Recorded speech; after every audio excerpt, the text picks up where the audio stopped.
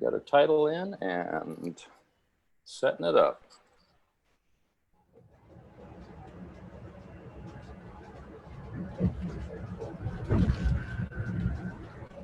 Okay, we should be live, Doug. I see it. I see it. I see Nice. it happening. Okay. It's a happening thing. So here we are. A lot of you already know me. I'm Phil Wyman with the Wild Theology podcast, and this is my series of Convince Me to Vote For. And so this is the first of Convince Me to Vote for Joe, and that is Doug Pagitt, and he's kind of an awesome guy. In fact, you know, I saw a picture that popped up on Facebook the other day. Kind of reminds you of, you know, things you've done at some point in the past, and it was you and I forget who else it was, standing in a witch shop in Salem, and you were trying on a hat. You know, and that was during a period of time, I remember it well, Phil, when I was thinking, I want to be a guy that wears a hat. And I had a lot of conversations with people in that very hat shop. And in fact, in there, I think someone said to me, you know, it's what's in a person's head, not what's on a person's head, that makes them a hat person. And I remember it well. Wow. I don't remember that line, but that's a really good line. You know, I'm a hat guy. I am a hat guy as well, but I tend to like a lot of different wild hats, you know. So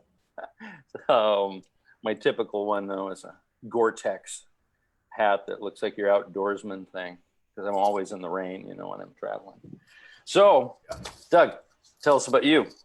Vote Common Good is what you've been doing. You are on a bus, you know, like I'm literally on a bus right now. I'm going to try to turn this so people can see. I'm driving on a bus. I'm somewhere in Illinois or Indiana. Somewhere we're driving from Green Bay, Wisconsin to South Bend, Indiana. What we do at Vote Common Good is we try to engage with Christian faith voters, especially evangelicals and white Catholics, to ask them to join the common good and stop the re-election of Donald Trump as an act of their faith. It's what we call the Faith, Hope, and Love for a Change on Election Day tour. And we've been at this for a while. This year we started in January 2nd outside the White House, and we're going to be back to the White House on November 3rd. Wow. So you're pretty much traveling solid from January? Right now we are. We took off from the middle of March to the middle of August because the country became so unsafe to travel, and because of the lack of response of the federal government led by Donald Trump, that we, you know, the only thing we could do as a country was to shut down, because he refused to tell the truth to the American people and refused to put into action the things we could have done. So like so many other people, we all had to go off a payroll and try to figure out how to stay alive while the economy crashed. And 200,000 people are going to have died. So, you know, we do a lot of, we try to keep our work positive, to call people to it. But the real danger of this president is paramount. And we really do believe that Donald Trump is a hazard to the well-being of the planet, everyone who lives on it, and the Constitution of the United States. So, so we're out here with our Faith, Hope, and Love for a Change on Election Day tour, because we think this is actually deadly serious and has consequences that we can talk about as I try to convince you why you should cast that vote for Joe Biden today. That I think really do matter. But anyway, that's what we do. So we travel, we do media, we do messaging. We're going to have some ads coming out. We're going to do billboard campaigns. We have a postcard campaign where you can mail postcards to faith voters in swing states, ask them not to vote for Donald Trump, join you in common good. So we do a lot. Yeah. Okay, so quickly there, and I'll do this at the end as well, but so how do people contact you and connect with what you're doing?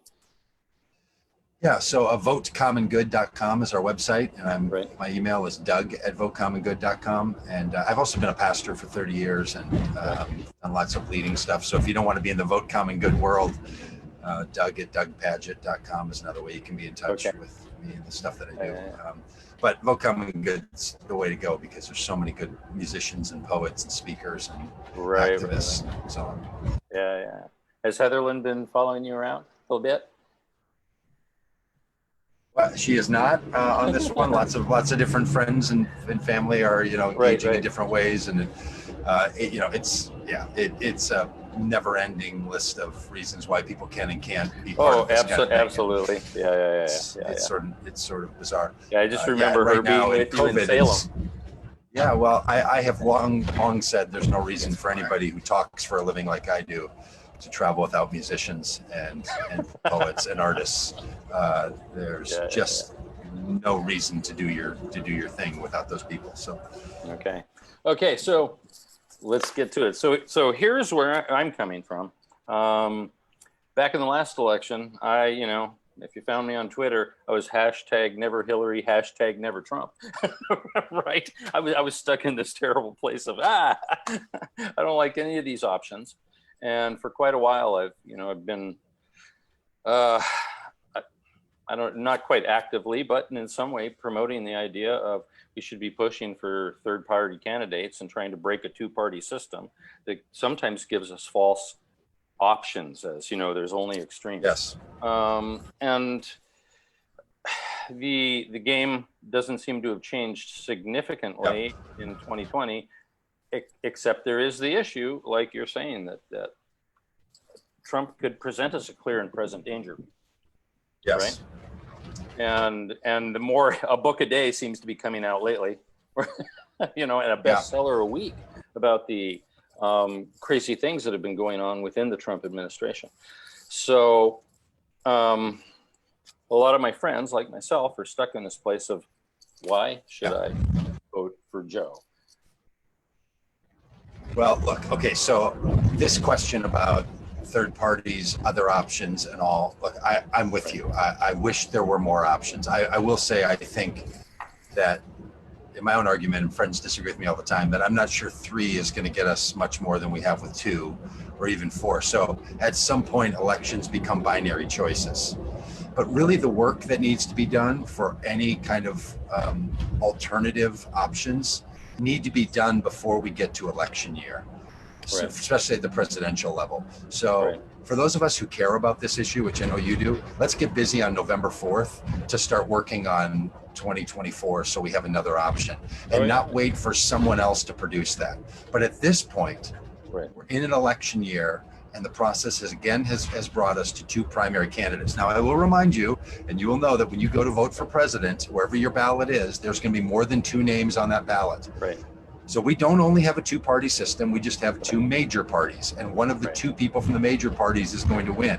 But there are 3 parties, 4 parties, 5, 6, 7, 8.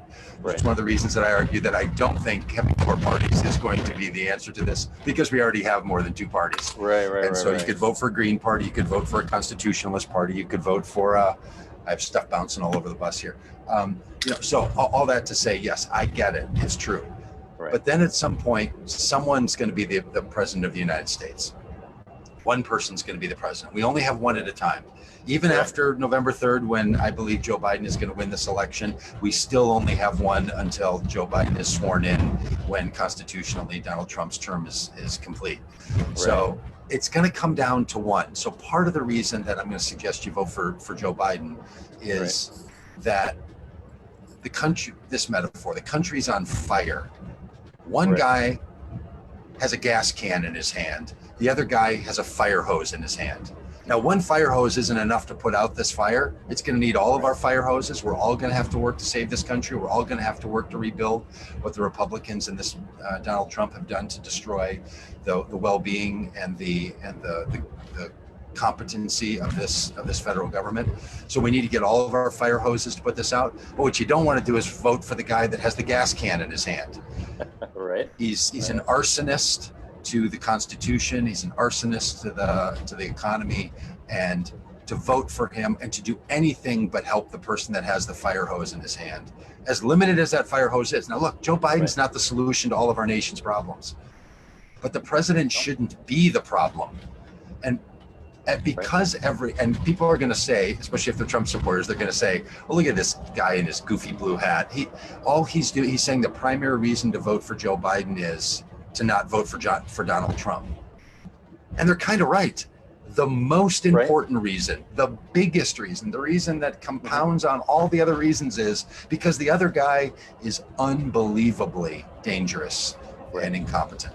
Right. Now, I will say, having said that, there are reasons why you're going to want, I think, why you should vote for Joe Biden as a person. I think Okay. Joe Biden, I'll get into that in a minute. I think there's reasons you should vote for Joe Biden because of the party that he represents, and because we do have a system by which the person who is the president does have a significant amount of control and a significant amount of input.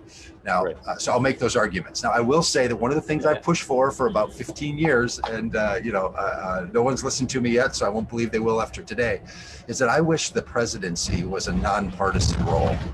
I wish that when someone became the president, they had to give up their party. They could be nominated by a party, but then they take an oath to represent everyone in the country, and they're no longer affiliated with either party. And they only run for one term. There's no re-election. And what then we would have is we would have a party system when it's at the Senate level and at the House level, so for Congress, but that the presidency would be one that would be above party politics, not above politics, but above party separation. Well, we don't have that yet. So until we have that, then we really also have a situation where what we have to do is ask, is one of these political parties more responsible to care for this country? Now, I will make an argument for you economically, on the environment, ethically, why Democrats right now are the only alternative to a Republican Party that's run amok. And this is as someone who is, I cataloged for a friend today. They asked me, well, a Facebook friend who actually was being hostile, but he wanted to know who I voted for in the last election. So I went back and told him who I'd voted for in every election that I've been able to vote, right? Oh, wow, yeah. And there's more Republicans than there are Democrats in that list. So I'm not someone who's only been party loyal when it comes to my Republican vote. But I don't think the Democratic Party is the same as it used to be. I don't think the Republican Party is the same as it used to be. I think they change a lot. Okay, that was a lot. So that's my general intro to my approach on So a couple thoughts I have here. One has to do with that third party vote. And one of the things that I push for, and the reason I think that the presidential election has a moment in which to help create a third party to break out, is the fact that if you could hit 5% of the vote with any one of those third parties, they receive funding, government general funding in the next election. And I think that's a fairly important thing. So for me, that's been an impetus. So I voted for Johnson and Weld, and I thought at that moment, we're going to get it. And we didn't. What the heck happened?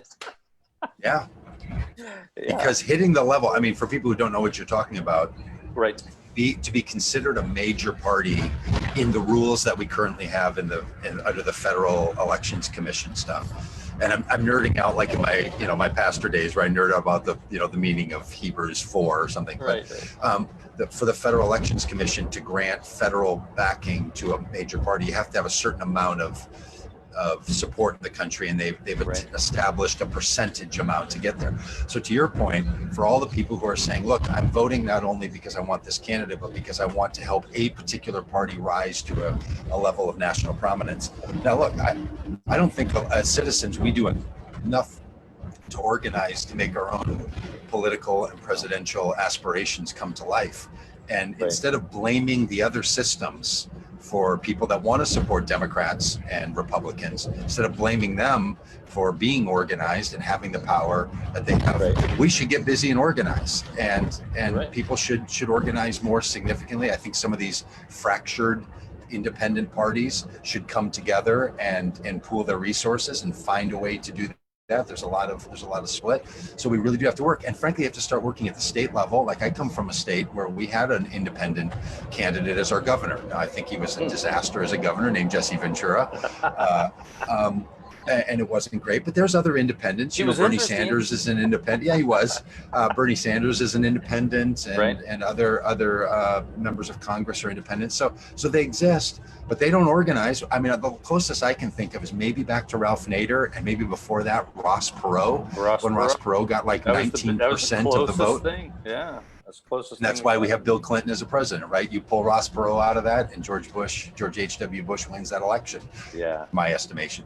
But I think so. But that's what's so people need to make this happen. And the thing I've learned in all this political work that we've done over the last 2 years is politics, even at the presidential level, is really people led.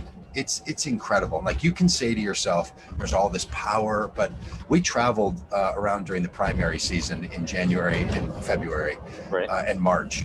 And I'll tell you, the campaigns that were seeking the Democratic nomination, they were not sophisticated operations. I can assure you. And I've met 50s, 60s, 100 people running for Congress. Most people running for Congress their campaigns, if they're not the incumbent, is more like a neighborhood garage sale than it is like a power broker.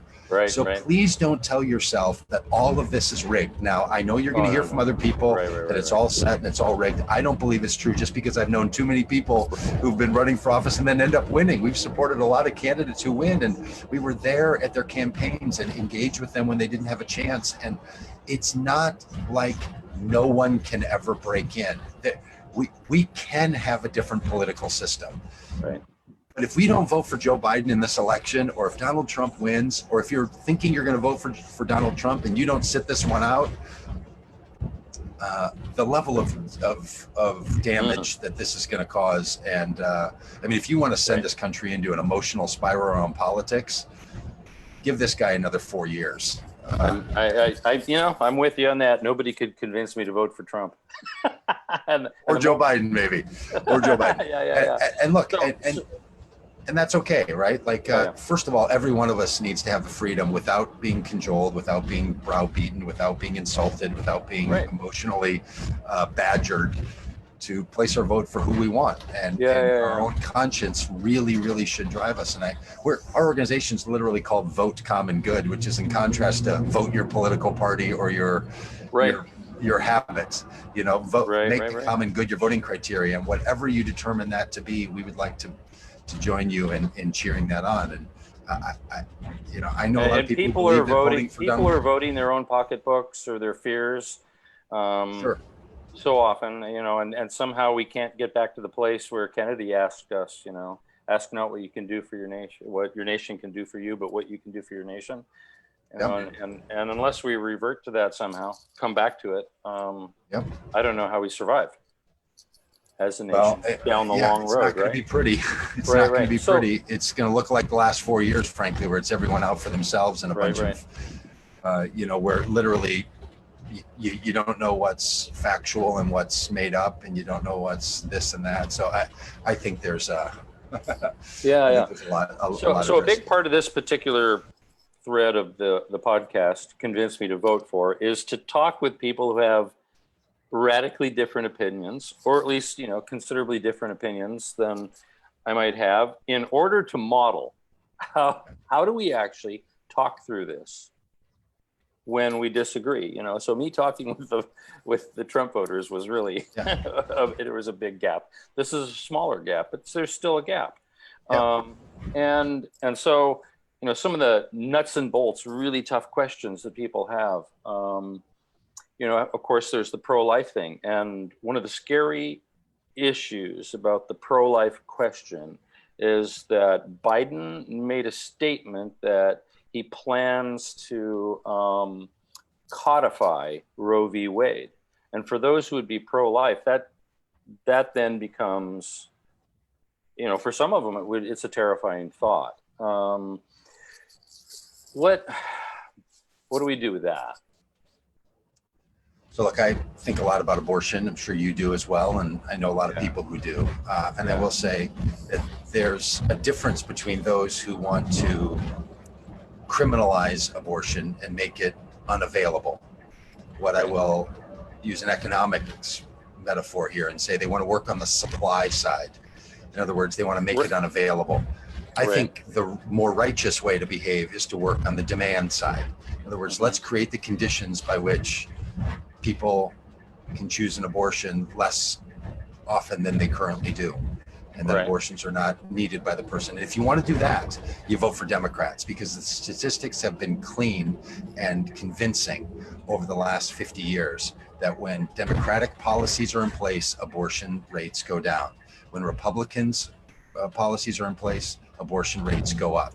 So if your issue is to criminalize abortion, I would be glad to send them to you. Yeah, I mean, they're all over. Just literally Google I'm abortion sure, rates, political parties. Probably Yeah, one of the prime places.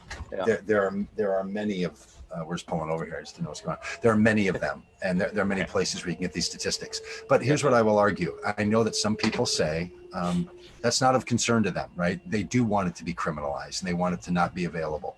And if that's your vantage point, and here's the thing where I think it differentiates people from one or two groups from each other, is that what you really want? And if so, then say it. And I think you should say it clearly. Now, I know people who do. Right. There are pundits who say it. I have friends who say it. It's their point. And I get it. Like, I'm an anti-death penalty activist, right? So when someone says to me, well, we don't execute that many people in the United States, I say to them, like, I don't want our government killing anyone. I don't want the state killing anyone. I don't want police officers killing anyone. I don't want the federal government executing people. Don't tell me how many there are. I want zero. So I get it that some people are making that argument about abortion, but I think they need to own it and say they're more concerned with that than they are with reducing the number. And they're willing to vote for people who will not overturn Roe versus Wade and not make abortion illegal in this country, because it's not a president's choice. No, it has been determined by the Supreme Court over and over and over, including this Supreme Court. Right. So the thing you have to do when you're voting for president is know what you're voting on. And if you want to vote to reduce the number of abortions, then go ahead. But here's the other thing, Phil, and I don't want to be rude to people, but I hear a lot of people tell me that abortion's their number one issue. And then they become very impassioned about it, right? And they'll talk about it as a genocide. And I'll very often ask them, if you truly believe that, if your attitude is that this is a genocide, what are you doing about it? Because if all you're doing to respond to what you call a genocide is not vote for a Democrat, that's your level of response. That is a wholly insufficient, almost immoral level of response to an issue that's so important. So if people really do want to claim this as the number one issue in their lives, I would join with my other friends who work to stop abortions in this country and say, what are you doing with your time, with your energy, with your money? Because if you're doing nothing and you choose to claim that only on election day for a president, or you say, I won't vote for a mayor because she's a Democrat, because the Democrats want to kill, I think you're using issues of abortion, which is a serious issue, for your own self-justification of why you're voting the way you are. So if we really want to get into these issues, I think we should. And I think people can talk about this in some very open and straightforward ways. And frankly, you and I have probably talked more about abortion in this little interaction than most people have in the last 2 years, because frankly, as a society, we don't talk about it. We use it as a bludgeon toward one another, but they don't engage with it. They don't talk about it. Can I just wax on for another second about this? We just had protesters at an event in Pittsburgh a couple of weeks ago. They were protesting us and the congressperson that we were supporting in our Vote Common Good rally, and were yelling and telling us all kinds of things. And we spent a lot of time with them afterward. And I asked a number of them, I said, well, I'm sure because you've been at this, and one guy told me since 1974, he's been an anti-abortion activist. I said, I'm sure you've spent time with people who've had abortions and you know the many reasons why. And can we talk about what it takes to reduce the number of abortions that people feel is their choice? And he said this, no, I've actually never met anyone who's had an abortion. Then he paused and said, well, no, hang on, I do know one person.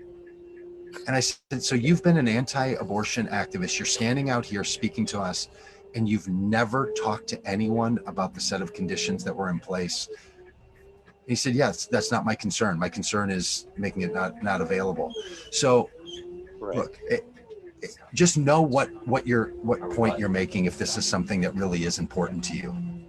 So obviously I have a lot of passion around this issue, because the thing I'm tired of is Republicans using abortion as some sort of cover for morality, to act as if they're the moral ones, and everybody else who disagrees with them somehow wants to kill babies. And I don't say that lightly, because I hear it every day. I can play you voicemails, I can read you emails, text that I've gotten in the last 48 hours of people saying that very thing to me, that somehow I'm guilty of killing babies because I vote for a Democrat. And that's a leap that is and very often these are people also who are pro-war, pro-gun, and pro-death penalty, and they want to try to take the high ground. So I think there's a lot to talk. I think there's a lot to talk about around this. There is. So Matthias Schwender, he's in the Czech Republic, Yep. A friend of mine in the Czech Republic, also a friend of Andrew Jones. And so he had sent me a question early about this same subject, and he's listening right now. So he's challenging the idea that democratic policies reduce abortion. And he actually sent me some video of studies that were done, and they were looking at the balance of preventing unwanted pregnancies, comparing that with places where abortion was available and where it was not available, and interesting statistics. The thing that occurred was and this was a group called Secular Pro-Life that was, doing this particular study. When unwanted pregnancies were avoided, then abortion obviously went down. And when abortion was offered more freely, obviously abortions went up. But the two in combination kind of showed, and statistically it was around the world, that unwanted pregnancies and the lack of ability to get an abortion freely, both of those brought the numbers down.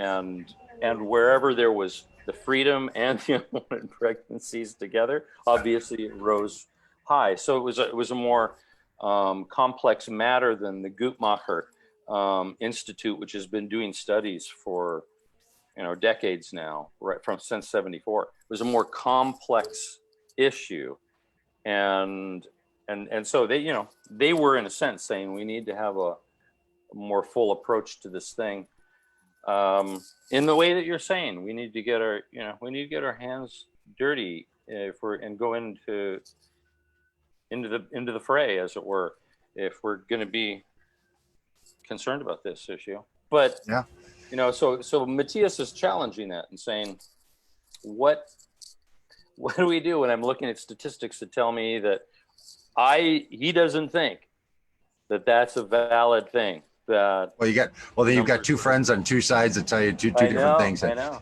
People. There's where a lot of people find themselves. Right? Is who are you gonna believe on these issues? And look, we could both be right, we could both be wrong, we could both be partially right, partially wrong. Right. I'm just saying that in my view, the reason I think you can safely consider voting for Joe Biden is that just like under Barack Obama in the United States, abortion rates went down. And we've never had a situation, and unlike other places in the world, there's never been a time where in the last 45 years where abortion has not been available in this country. Now it's been more limited for lots of reasons, but people still travel. And so, right. Yeah, when you make it unavailable in some places, of course, you're not going to have the same statistics about how many abortions are completed because they're not reporting them. So there's a whole lot of things that I think come into play. Sure. But look, here's what we know. Contraception, healthcare, and income are things that make a significant reduction. And interestingly, Republicans want to, especially some pro-life Republicans, want to avoid all of those. They want to cut people's health care, they want to resist contraception, and they want to make sure that income is not guaranteed by the government. And so that second one sounds very Catholic. Yeah, and look, and it's a problem, but there's also a lot of evangelicals and others who also think that we shouldn't provide contraception. Somehow thinks that if you give condoms to kids in high school or in college, that you're going to be encouraging them to have sex or something. And so there's a lot of things that go into this, but voting for a Republican is no way to reduce abortion. So please, I will just say, if that's your reason for voting for Donald Trump, it hasn't worked and every one of these Republican presidents that you voted for, did any of them make abortion unavailable? How many times are you going to play loosey with the football here and have it pulled away and pulled away and pulled away? Because I got to tell you, the other thing is I've talked to a lot of Republicans who tell me it's their number one issue. And then I say to them, just do a thought experiment with me. If you woke up tomorrow and Elizabeth Warren or Joe Biden said, I've changed my view on abortion, I now think the way you do about it, would you then vote for him? No one has ever said yes. You know what they've all said? No, then I would have to start thinking about taxes. I'd have to start thinking about guns. I'd have to start thinking about military. So sure, you put it at the top of your list and feel free. Everyone has their own list. But it's not your only issue. Once that one's removed, you'll just move on to the next issue. Right. Because you've been willing to vote for Republicans who have not done anything about abortion in since. Right. Well, see, I would challenge that a little bit. I think looking at the abortion issue is a bit like looking at the economy. If I think that the economy as it happens within an administration that immediately goes in, that their first 4 years is based upon what they've done, I'm probably fooling myself. It's the previous administration. And so it's not unlikely that a lot of the downturn during Obama's time comes from stuff that Bush may have done. You know, so, and quite frankly, it's been going down for a while. It wasn't just with Obama. It didn't rise during Bush's time. It was going down slowly. But we did see just went down faster under Obama. Yeah. But was that based on the previous 8 years rather than his own work? You know, it's those are things that it's hard to tell, and the things that people are thinking. So, in fact, Matthias goes yes, but now, along with that abortion issue is the question of character, and of course, some people are calling him Rapist Joe, and today, to get to the extreme, Donald Trump decides to call him Pedo Joe, as he hunts for his name to demean Joe Biden. He calls him Pedo Joe. And that, talk about absurd, especially coming from Donald Trump. What do we do with the issue of, there's Tara Reid and other accusations? They're certainly not as dramatic, not as bad as what we have with Donald Trump. But what do we do with that? Yeah, well, for the people who are concerned about it. Yeah, well, I think they should look into it. And if they've become uncomfortable in voting for Joe Biden because of the accusations of Tara Reid, they shouldn't vote for him. Right. I think if you look at the accusations and you're comfortable voting for him, you should. Look, if you're looking for a reason to not vote for the guy, you can find a reason to not vote for the guy. I could give you a dozen. Yeah. Right. And so, look, if Hunt, you could do this with every president, right? Like, let's play a game of whataboutism, right? Now, does Joe Biden strike you as somebody who in all of these years wouldn't have already been outed for the kinds of things you think are disqualifying? I mean, for me, that's been I'm thrilled to vote for Joe Biden this year for reasons that mainly have to do with the same reason he's running, which is Donald Trump said there's good people on both sides of the issue of white supremacy and Nazi showing faces in Charlottesville. And so Joe Biden has even said, like, look, I wasn't planning to run for president. I didn't even run last time. I'm doing this because we all have to do everything we can. So the primary reason Joe is running is the primary reason I'm voting for him. And do I think he's competent to be president? Yeah, he's been a senator. He's been the vice president for 8 years. And truly, if you thought there was something disqualifying about him and they didn't pull out all the stops in 2008 and 2012, come on, really? Right. And then in 2020 now, so I'm just telling you that you should look at those. You should look at all the issues that people are going to make about this and decide if you think it's disqualifying. I don't find there to be something disqualifying about not voting for Joe Biden. And look, I would be willing for that to be the case. I've not voted for other people, for Democrats before. I'm not like I'm hardwired in. But Joe Biden, in this moment, I think, and I am more progressive than Joe Biden on things. So all my progressive friends that are saying, I don't think Medicare for all goes nearly far enough. I want there to be government-run healthcare systems, like we have the VA available to everybody. I don't think minimum wage being raised to $15 enough. I want a base minimum income. I don't think it's enough to just say that we're going to limit the United States' role in the world. I think we have to redefine the military and war. Like, I am uber progressive on every issue that I can possibly think of, even more so than some of the more brand name progressive candidates on some topics. But I'm willing to vote for Joe Biden because every election is about a choice. So for all those people who said I couldn't vote for Hillary, but I had to vote for Trump, well, I think you're on the other side of the coin now, and now you get to have a better option than Joe Biden, or a better option with Joe Biden than Donald Trump. So right. So, tell me some of these things. Convince me. What is it about Joe Biden that you say I can vote for this guy? Yeah, look, I think experience is an enormous part of being in this role. Right. Being the executive of the executive branch of the federal government is a primary job of the president. Now, another part is to be the spokesperson in chief, to be the personal face, to be the expression, to be the moral character, the bully pulpit, all that. Yeah, but also it's to be the executive of the executive branch. Right. And Joe Biden is competent to run this country as the president. He has been close to it as a senator. He has been close to it as the vice president. He knows the job, understands the job, has the pedigree, has the ability to do it. So I think you should vote for him because he's competent to be the president. Now, do his policies all go far enough for me? I don't think so. But is he going to do something about race and about police engagement in this country? I believe him when he says that he is. I think the racial reckoning that's happening in this country, Joe Biden will know how to understand that and is going to engage in that. I think his view toward the climate really matters. Now, I think he could go further. Let's stop for a moment before we jump to climate. So on that thing of the racial division. So we got people jumping on the law and order bandwagon, right? Yeah. And Joe Biden is clearly not anti-law and order, but he's not, let's bring down the hammer either. So how does he provide a better space for bringing peace back together? Describe that for us. Well, what I believe that Joe Biden has said, and I believe him when he says this, that what he's concerned with is safety and pursuing justice. And safety and justice, or safety and security, is different than law and order. Law and order that is not what this country is about. What this country is about is justice and safety. You can have law and order and not have any justice. You can just lock down people. You can just put them away. You can just create a sense of order. We've watched countries around the world 20th century full of order and law and have no justice and no safety. And Donald Trump pitches this law and order thing, while meanwhile he's corrupt. People in his administration are going to jail. People consulting him are going to jail. So there's no interest in law, has no interest in order. I need you to do us a favor though, right? Here's the other thing that's great about Trump.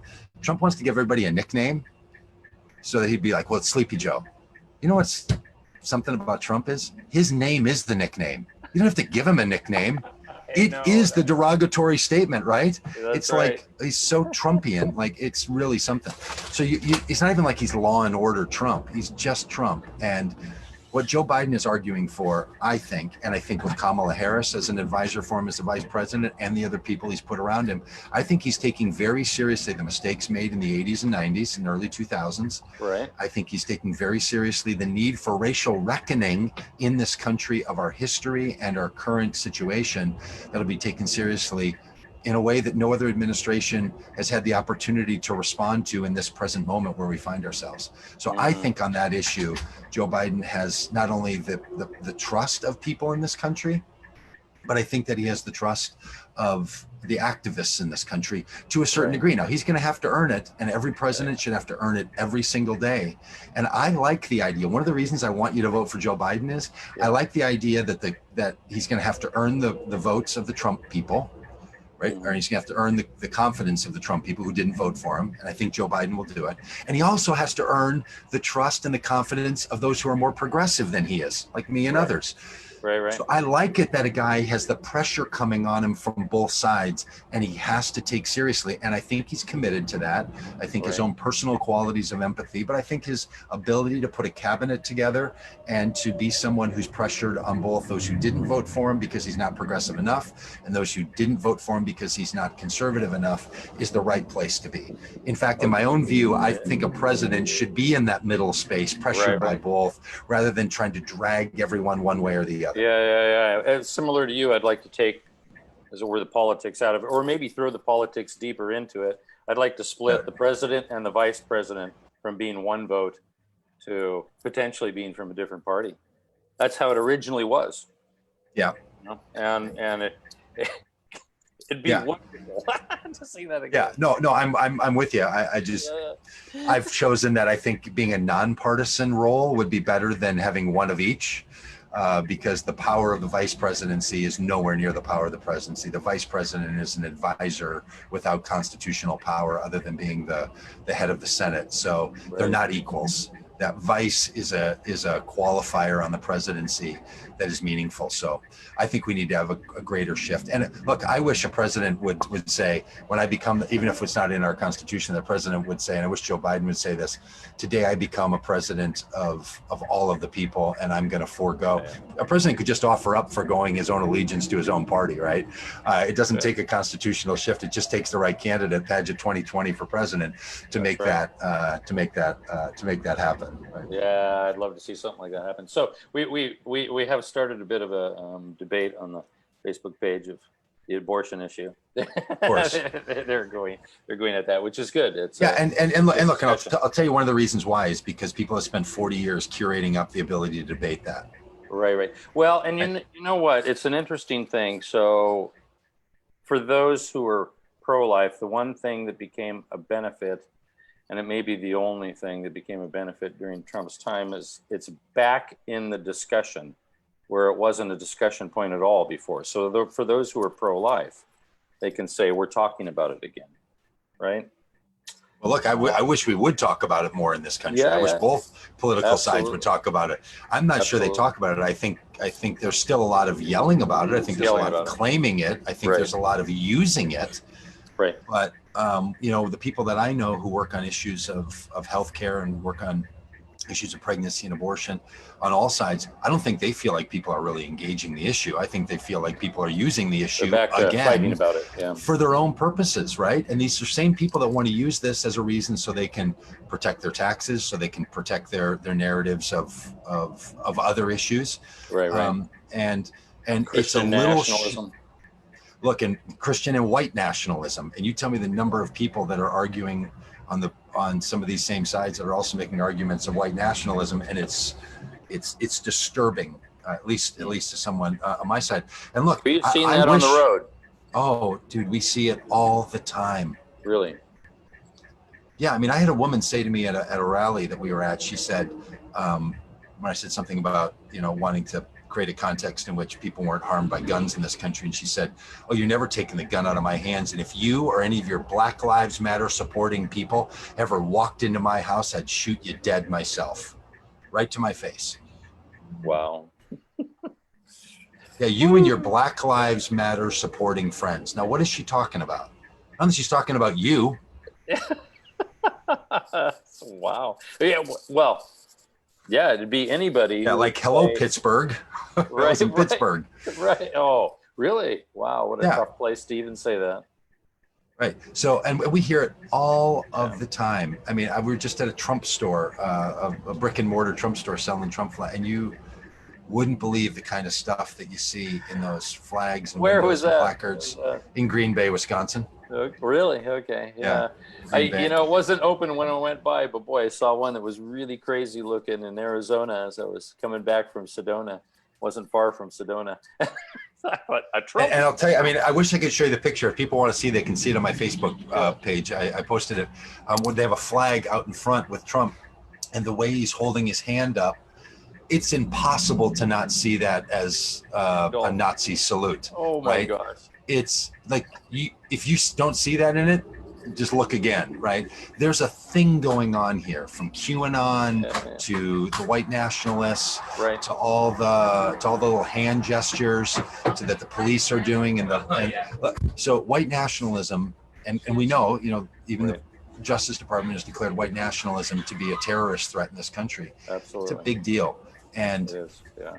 Part of the reason that I'm out as a middle-aged white Christian pastor trying to talk about this stuff is because white middle-aged Christian pastors are either being silent or supporting people who are trying to promote white Christian nationalism, and it's a sin, and it's wrong, and it's immoral, and I think it needs to be confronted on its face. At our rallies, we've had, you know, the Proud Boys show up and yell us down in our events. So this isn't like, oh, maybe these people exist and only show up at a Black Lives Matter rally as a 17-year-old with a gun, or only shoot up a country music festival, or only go into a church and shoot people up. Like, these are dangerous people who are inflicting harm, and the president won't even come out and speak against people that go into rallies because he says, well, they support me. Yeah, I've seen it here. Yeah. Just outside LA County, going into Orange County and talking to some guys at a cigar shop, and boy, I was listening to them going, woo! Oh, dude, that's where we had the Proud Boys show up, was in Fresno, California. Yeah. So all the people that think California, one of those blue states, you don't have that out there. Look, here's the other thing we tend to do, just if I can just commentate, make a little commentary on politics. Right. We tend to refer to states as if they're red and blue. There aren't red states and blue states. I know I'm gonna sound like Obama from 2004, but I don't just mean that metaphorically, even. Like, no state is 100% voting for, you know, Democrats, Green Party, Independents, or Republicans. Yeah. So you can have a state that's 60%, 70%, but that means that there's 30 and 40% who are on the other side. And they're probably more intense because they feel, marginalized. They feel so they're defending their positions. Yeah, they're pretty radical. And we have to stop that. It's one of the reasons I don't think we've lived up to our dream of what the Electoral College could provide, but I wish we would spend more time helping people in their states to have to reconcile with one another, instead of getting to 50% plus one and then telling the other side that they lost and it's now time for them to sit down and be quiet for 4 years. That's no way to govern a country.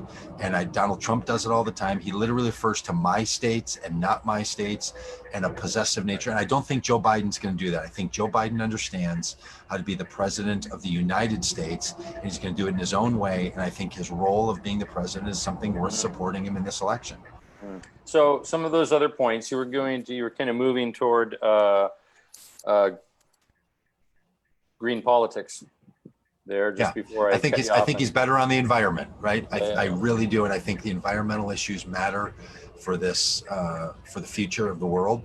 Right. And I think what he would do in the United States and with the United States and international coalitions around the environment is meaningful. I think he'll be an extraordinarily effective president around those issues. And I think it's worth voting for. So if you care about the planet, as I know you do, Phil, I know somebody who cares about the earth and cares about the spiritualities that engage the earth. Absolutely. Vote for Joe Biden, because he's going to be better. Now, is he going to be a perfect president? No, we're going to make him better, right? That's going to be our job, to make him a better president on the issues we care about. But is he going to be a partner we can work with? Yes, he's a partner we can work with. And if you think the current president is someone you can work with on this issue, yeah. It, it was rather brilliant comment that Michelle Obama made when she said that the presidential office doesn't really change the man.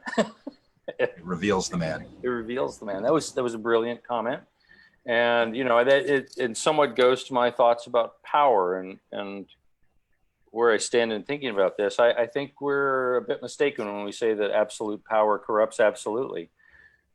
I think we are the ones who corrupt power, and the more we have, our corruption just kind of explodes and it shows itself more clearly. So. Talk a little bit. I wish it was only absolute power that corrupted absolutely, because then Donald Trump wouldn't be corrupted absolutely before he got in. But apparently something other than absolute power can corrupt absolutely. Yeah, we see corruption down at the street level and in the gutters, as well as up in powerful places.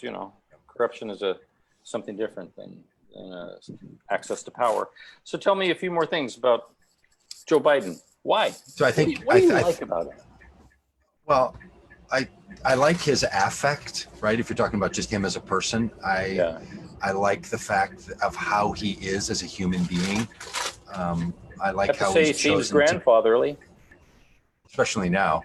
And I like his sense of empathy, and I think there's a genuine warmth there. I think the people who have known him for years, maybe you've seen those commercials that have Lindsey Graham speaking the praises of Joe Biden. Right. It's hard to find anyone who has known him over these years that has not found him to be that way in their professional capacity, whether they agree with him or not. I think that matters. I think it's important. I think we're at an age and a stage in our society, in our world, where the person in the role matters.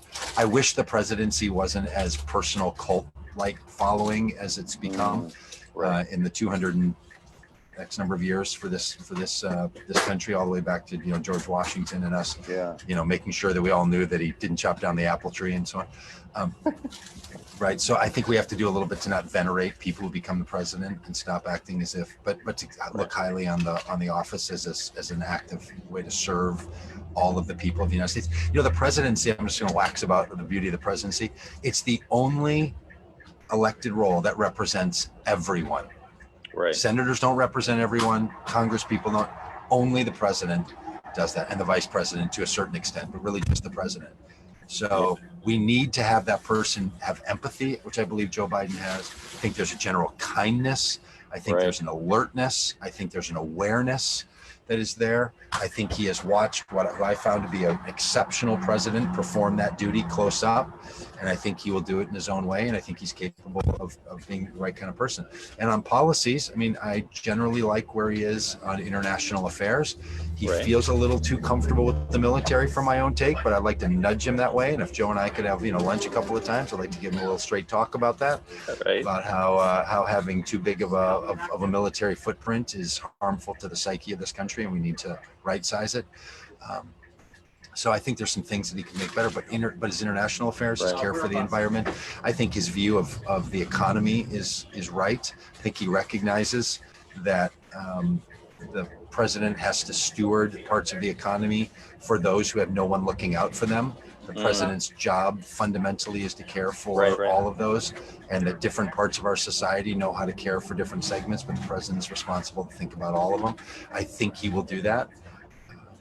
I think he'd pick a smart cabinet, of the group of cabinet members. The president's actually, they have a secretary of the Interior, Defense, of Education, but they're ultimately responsible for all those areas. I think there's 13 of them that they're ultimately responsible for. I think Joe Biden is capable of thinking about all the areas of his cabinet. I think he has information and understanding around them. Were there other candidates that I would also have said this about? Absolutely, there were other candidates I would have said this about. Yes. I think there's other candidates on both sides of the political aisle. I know one who's incapable of any of those things, and that's Donald J. Trump, the current president of the United States. But I think there's a lot of other people who are capable of being the president. There's one who's not. So it's a pretty clear vote on my side. But I think Joe Biden is competent on all the levels for this to be the case. And frankly, here's the thing that I think is a real point of benefit for Joe Biden that other people, might think is a downfall.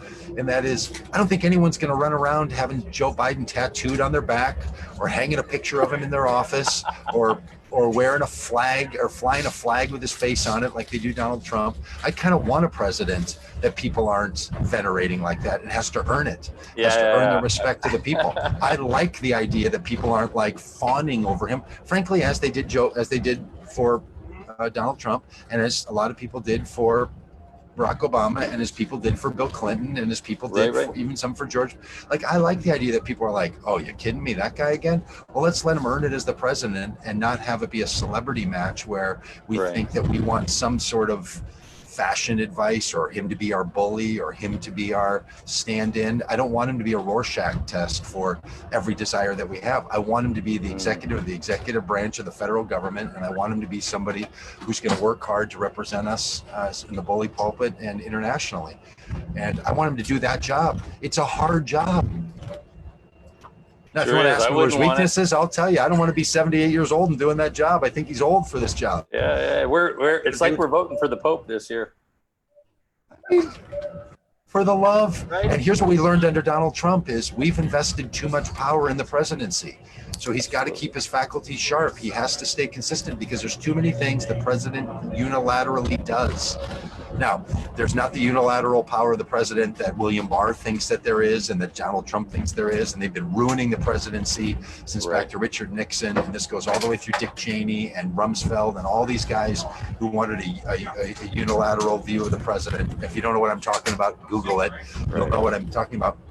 So they've ruined the presidency, but there's still a lot of power in the actual role of the individual person. And all these reasons, Phil, I beg of you, move to a state where it matters, live there, and vote for Joe Biden on election day. Move to a state where it matters.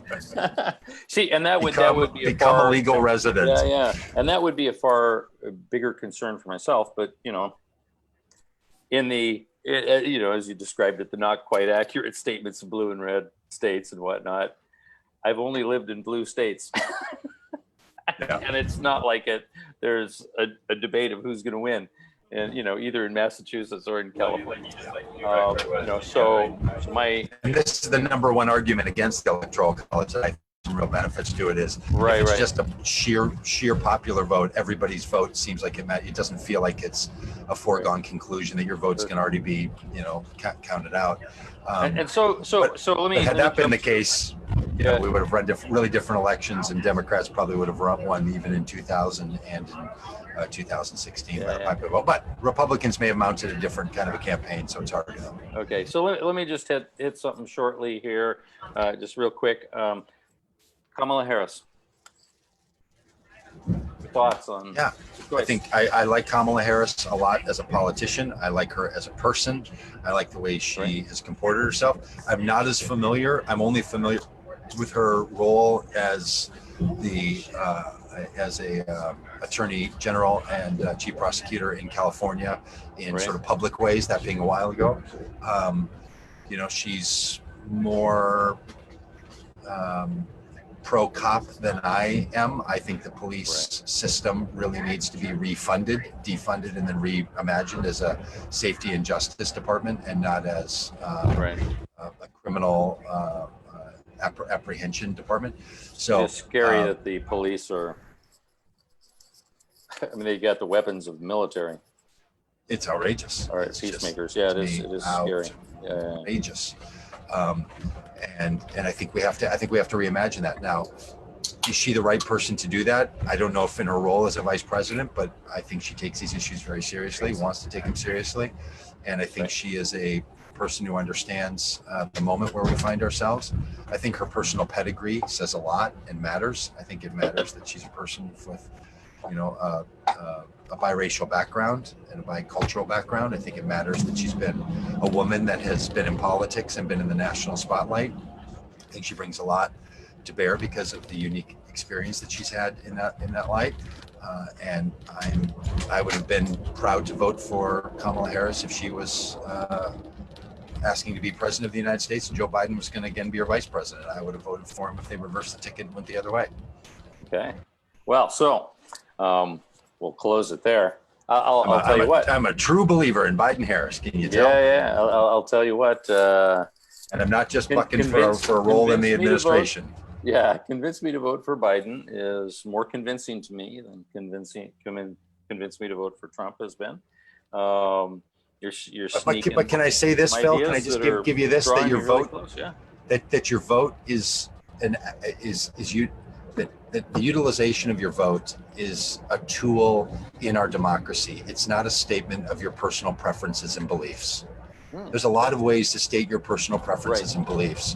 This is when you use your franchise to bring about a specific outcome in this country. And I hope we will all take our vote very seriously as a way in which we as citizens can contribute to a particular outcome. And our personal expressions of all the views that matter to us should be made more often, more frequently, in more ways, from more of us than we probably are. And we need to find ways to make that happen. I'd collaborate with anyone who wants to work on doing that.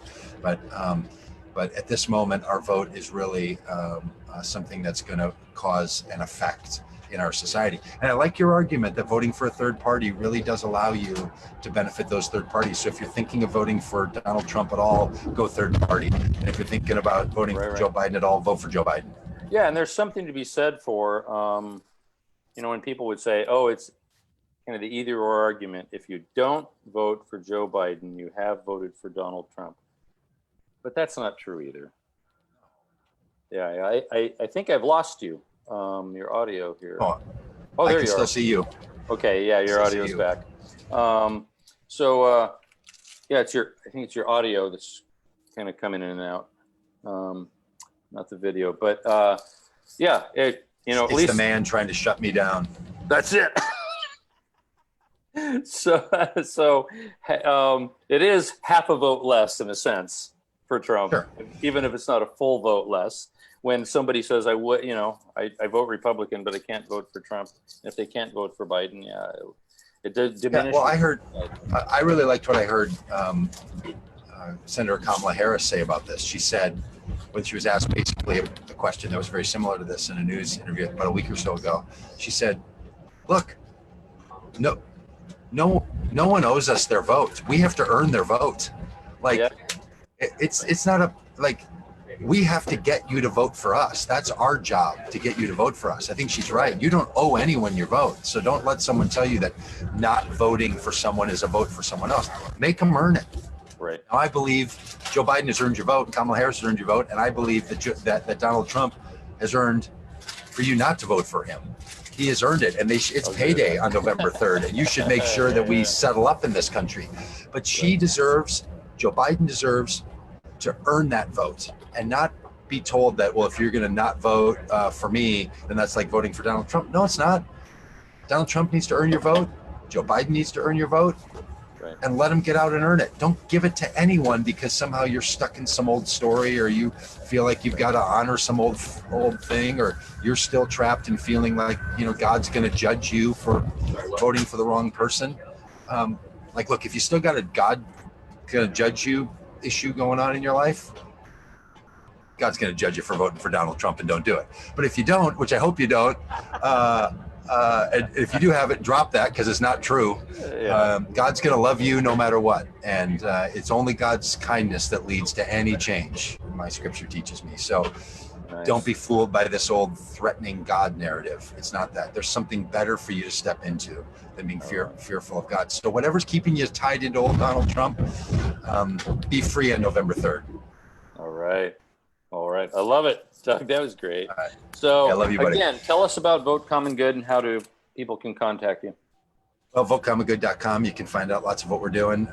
We travel the country. We do it in a lot of ways. We're asking people to write postcards to faith voters in the 5 swing states. They have a Christian message on one side that pre-written and colorful that includes the line, "Join me in stopping Donald Trump in re-election." Then you write your own personal message, and we give you names and addresses of people in the swing states that we know are faith voters that are likely to vote. So maybe you can't go to door to door. Maybe you don't know how to talk to your friends or family, but you can talk to some strangers if you want. And we'd be glad to help you do that in the 5 swing states that we matter most.